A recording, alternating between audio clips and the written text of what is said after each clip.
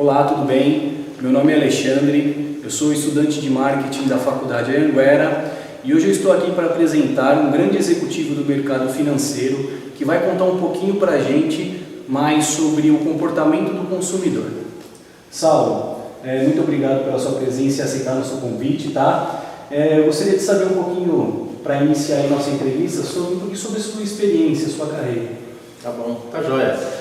Muito prazer, Alexandre, prazer pessoal, eu fico muito lisonjeado de fazer parte desse trabalho de vocês, eu também já tive meu momento de faculdade, e é bem legal poder compartilhar um pouco do que a gente viveu nesses anos todos, né? Eu, como dito, trabalho no mercado financeiro aí há 35 anos, já trabalhei em vários bancos, tive toda a minha formação profissional dentro da indústria bancária, então eu fui desde caixa até a posição de superintendente, que é a posição que eu ocupo hoje, né? Trabalhando nas diversas estruturas, sempre buscando fazer atividades que tornassem a relação com o consumidor uma relação mais sustentável, uma relação que pudesse agradar não só na perspectiva do acionista, mas também na perspectiva das pessoas que utilizam os bancos, né? Então eu espero que essa experiência toda possa agregar e contribuir com esse trabalho de vocês aí, que eu acho bastante interessante o tema. Durante esses 35 anos da sua carreira, quais foram assim, as principais mudanças que você notou no comportamento do consumidor? Legal, tem bastante coisa para falar, afinal de contas são 35 anos aí que a gente está na luta, tá certo? Mas eu acredito que as coisas que mais marcaram para mim na relação com o consumidor nesse período, acho que eu posso destacar duas coisas. Uma foi a questão do impacto da queda da inflação no país, que fez com que os bancos passassem a ver a relação com o consumidor não calçada apenas no retorno que vinha dos spreads das relações comerciais, né? E aí foi introduzida a questão da tarifa, que num determinado momento, até por uma questão cultural, ela começou a ser percebida pelo consumidor de uma maneira bastante impactante, porque você fazia uma relação com a empresa, com o banco, o dinheiro que você tinha no banco e o spread que ele gerava de resultado para o banco, ele trazia um retorno financeiro que não havia necessidade que as tarifas fossem cobradas de uma maneira direta. Dado que esse cenário mudou, a inflação caiu e houve uma estabilização financeira, os serviços que o banco presta para a comunidade, os serviços que o banco presta para o consumidor daqueles serviços bancários, passou a ser cobrado através de tarifas. Então acho que foi uma grande primeira mudança que a gente teve, que eu gostaria de destacar. Acho que outro ponto importante, e que acho que talvez vá orbitar aqui um pouco da nossa conversa, é a questão da introdução da tecnologia nessa relação, né? Antigamente, os clientes na sua relação com o banco tinham uma relação direta, tinha uma relação pessoal, tinha uma relação física. E ao longo desses 35 anos, eu diria até que nos últimos 10 anos de uma maneira muito mais acelerada, essa relação física ela vem diminuindo substancialmente. Então, à medida que você consegue acessar remotamente serviços e produtos, e o banco consegue te ofertar novidades de produtos e serviços a todo momento, em todos os contatos que você tem com a empresa, essa relação muda diretamente. A comunicação muda. A gente hoje tem uma forma de abordar o cliente de maneiras muito mais, às vezes até invasivas, do que o que se tinha no passado, né? Hoje a gente tem até problemas de excesso de comunicação e excesso de acesso ao cliente, né? Então essa questão do retorno financeiro sobre aquilo que o banco podia oferecer por aquilo que o cliente tinha investido conosco, e essa questão da evolução da comunicação e da tecnologia, acho que marcam as duas grandes mudanças na relação do consumidor com a indústria bancária nesses últimos anos aí. Você disse que durante 10 anos teve uma evolução da tecnologia, né? Quais os principais fatores aí que você pode destacar durante essa evolução? Eu acho que eu posso dar um exemplo que é bastante claro, acho que já é perceptível aí no consumidor de uma forma geral, que é a migração clara do canal de atendimento caixa dentro dos bancos para o canal eletrônico, né? Então, hoje, para você ter uma ideia, são dados disponíveis aí da Febraban, no último encontro que teve da SEAB, isso foi amplamente debatido lá. Hoje você já tem uma migração da ordem de 70% daquele atendimento físico do canal caixa para o canal eletrônico. Então, isso só evidencia que há nitidamente uma tendência de mudança dessa relação do consumidor ali na prestação de serviço com a indústria bancária. Então, acho que a gente pode falar de outros exemplos, Mas acho que o mais marcante é este número. A gente está falando de um deslocamento que as pessoas iam fisicamente para as agências pagar suas contas, ver seus saldos, contrair empréstimos, e isso hoje migra na ordem de 70% com o canal eletrônico. Isso é bastante representativo num período tão curto. Com o crescimento do atendimento online, quais são os fatores que os bancos utilizam para fidelizar os clientes? Acho que essa é uma boa pergunta e ela está bem no contexto do momento que a gente está vivendo agora, né? Eu vejo que o banco tem um desafio de conciliar a capacidade de atender em massa, mas manter uma relação próxima, uma relação individual com cada cliente, né?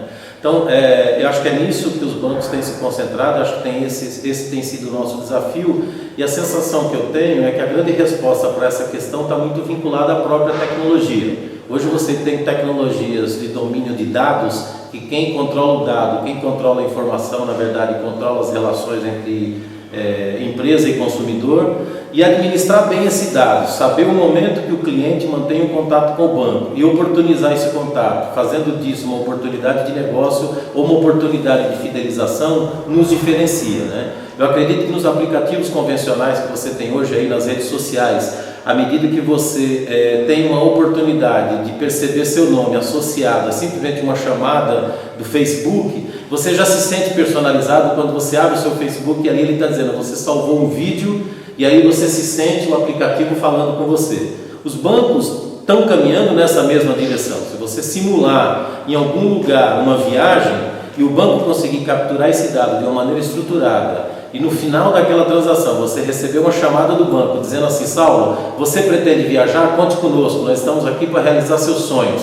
Você está fidelizando esse cliente de uma maneira que não é invasiva e está absolutamente oportuna naquele momento do contato. Então a tendência é essa, é você utilizar o dado que está disponível dos clientes aí na nuvem, trazer isso de uma maneira organizada para você e a partir daí você fazer as inserções pontuais, mas que elas tenham um resultado absolutamente efetivo à medida que é aquilo que você está buscando naquele momento.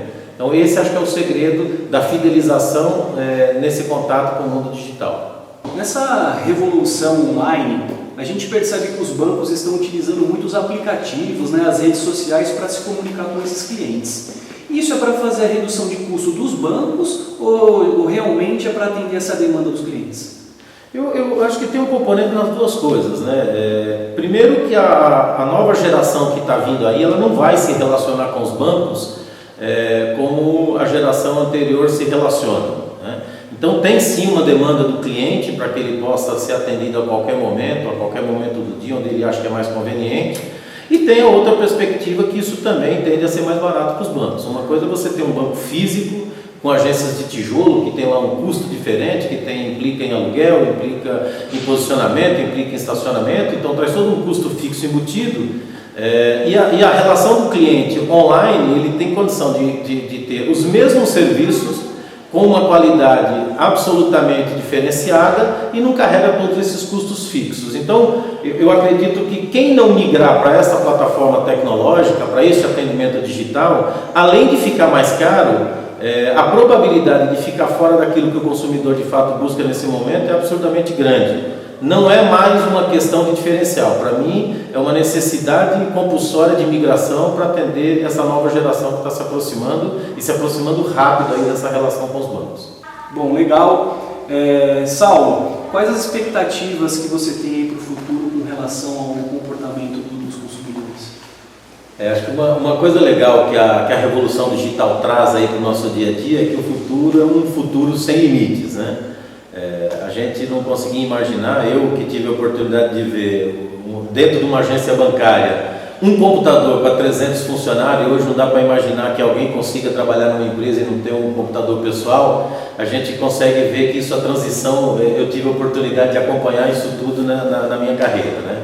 Mas eu acredito que o futuro da agência bancária ou da indústria bancária dentro dessa revolução digital está muito associado ao fato de que o cliente vai fazer banking sem perceber que está fazendo banking ou sem sair daquilo que ele está fazendo para poder estabelecer uma relação bancária, né? Vou dar um exemplo prático. Você está lá fazendo uma comercialização, adquirindo um imóvel, você não tem que criar um vale entre a compra do imóvel que você está fazendo e um financiamento para este imóvel lá dentro da indústria, lá dentro do banco. Você pode fazer essa coisa conectada ali diretamente, fazendo com que o vendedor do imóvel já tenha ali as alternativas de financiamento e você saia dali com o seu financiamento feito na compra do imóvel. O banco apareceu ali simplesmente como um complemento daquela transação que você estava fazendo, né?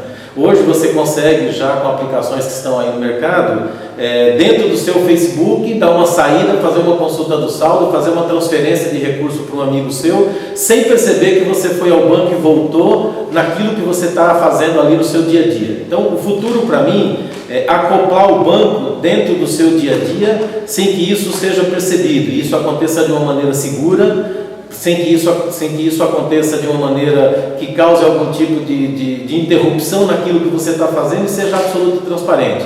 Tem que ser uma experiência para o cliente, uma experiência satisfatória, tem que ser para o cliente uma experiência agradável e quase que imperceptível de que ele está transacionando com o banco. Quem conseguir fazer isso melhor, certamente vai fidelizar e vai trazer aí todos esses clientes que vão fazer parte desse mundo digital. Saulo, muito obrigado por você ter aceito o nosso convite, tá?